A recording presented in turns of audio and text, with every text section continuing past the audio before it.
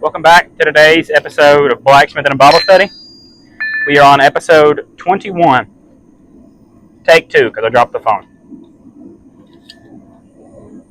What is making noise over there? I really don't like that. Can we stop?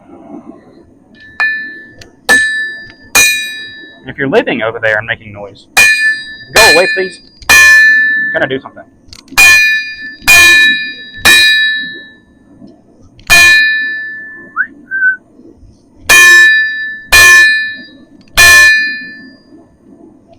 Wild to think I started this 21 weeks ago. That's just an insane thought. Oop. I want to flash y'all. That would have been bad. Okay. I don't have a light. Okay. So let's talk today about appearances. Matthew 21, verse 19. We're going to start on 18, though. I learned that in the first take. 18 gives a better story. Gives the full story. The full story is always the best. So Matthew 21, verse 18. We're going to start there. It says, "Early in the morning, as Jesus was returning to the city, he was hungry. Seeing a lone fig tree by the road, he went up to it and found nothing on it except leaves. And he said to it, 'May no fruit ever come from you ever again.' At once the tree withered. When the disciples saw it, they were amazed and said, 'How did the fig tree wither so quickly?'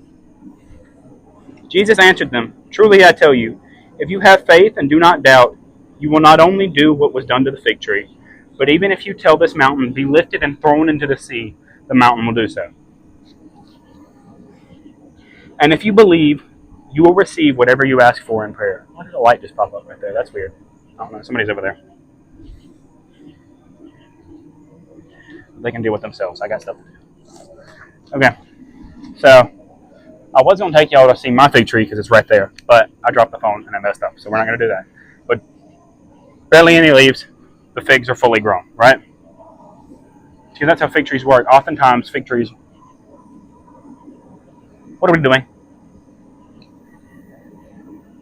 There's something over there. Pause 1 second. It's making noise and I don't like it. There's stuff making noise all over the place.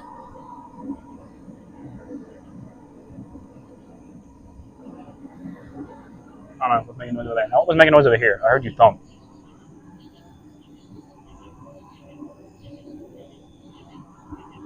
I don't know. It can deal with itself.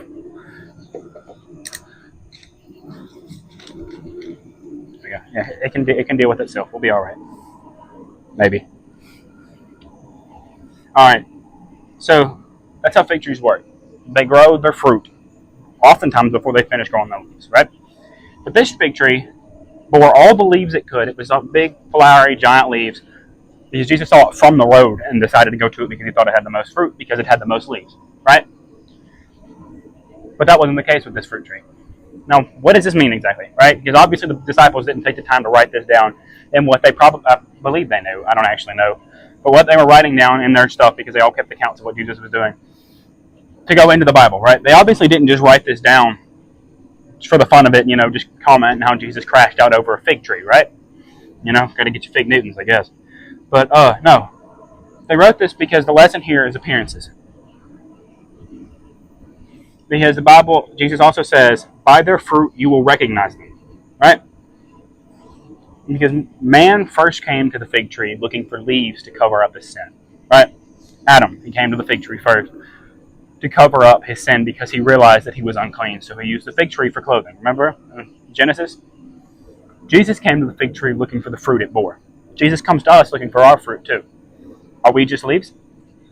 Or do we bear the fruit? I don't know, that would have been a good place to close it, but I got a whole much more to say. Bleh. Galatians 5:22 through 26 describes the fruit that Jesus looks in us. Looks for in us. There we go. Words. Love, joy, peace, and patience among those. Right?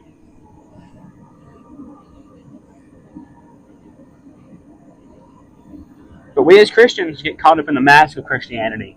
Let's go help this homeless guy and video it and post it on the internet, right? That sort of stuff. We get caught up in the mask of Christianity, wearing the mask, that we forget that Christianity, at its core, is us building a relationship with God, and the good stuff comes after, right? Because if you love Him, you will keep His commandments. He says that. That's fact, right? if you love Him truly with all of your being, you will naturally gain these things in your life. You will naturally lead towards the Christian lifestyle. It isn't just something you pick up and decide to do, right?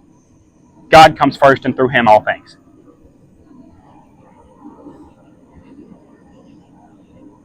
See, because we get caught up in growing our leaves, all of this outwardly appearance. We cleanse the outside of our cup, going back to that lesson a while back. Let's see how many remember that one. But cleaning the outside of our cup, growing our leaves, that we forget to grow our fruit too. Right? And the fruit is the most important part, because what is the purpose of that tree right there except taking up space if I don't get the figs off of it? You know?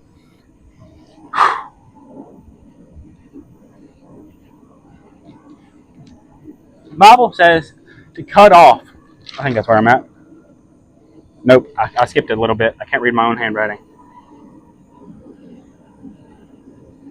Oh, yeah. The Bible says that works done for man are pointless. Not like, you're doing work for your boss, but that you do work, like you work at a homeless shelter just to post it on your story, or you help this guy on the street just to post it on YouTube. Those works are pointless in the eyes of God because they were done for man. Your reward is already given. But the works done in secret, the works that you hide away in your heart that you don't brag about, right? Those are the works that will be rewarded in heaven because He has your reward waiting for you. But you choose the satisfaction of man, right? And again, He says, to cut off the hand that leads you to sin, right? But you want to sit here and hang out with the same people who lead you to sin again and again and again? Oh, but it's okay, right? The Bible says cut that off. Doesn't say any different. It says cut it off because it is better to lose that part of you than it is to lose your soul to hell, right? What is that small high to eternity? Okay? That's all I got. Go bear fruit.